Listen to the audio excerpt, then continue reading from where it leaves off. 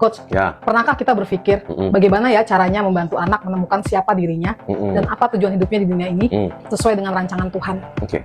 Yes! Sebagai orang tua, kita sering sibuk menyiapkan anak dengan berbagai keterampilan hidup.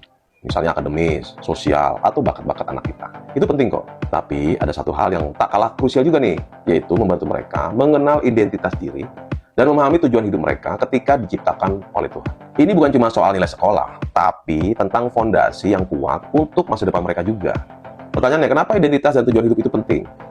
Artinya gini, mengenali identitas diri membantu anak memahami siapa mereka sesungguhnya. Kemudian, apa kekuatan dan keunikan yang Tuhan berikan.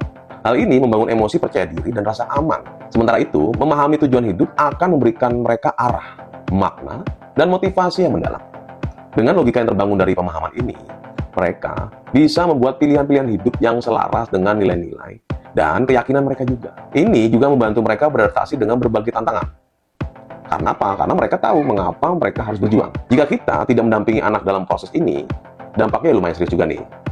Pertama, anak mungkin akan merasa bingung tentang jati dirinya, kemudian mudah terbawa arus, atau bahkan dia kehilangan arah hidupnya. Mereka bisa jadi pribadi yang tidak punya pegangan yang kuat, mudah terombang-ambing oleh tekanan teman sebaya, atau malah ikut tren.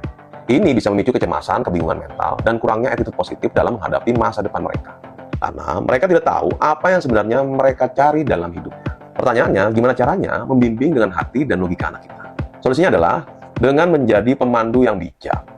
Pertama, ubahlah attitude kita nih, yaitu dari sekedar pengatur, tapi menjadi fasilitator tentang penemuan diri anak kita. Yang kedua, validasi emosi mereka. Ketika anak itu lagi berdialog nih, terbukalah dengan perasaan-perasaan kita dan anak kita.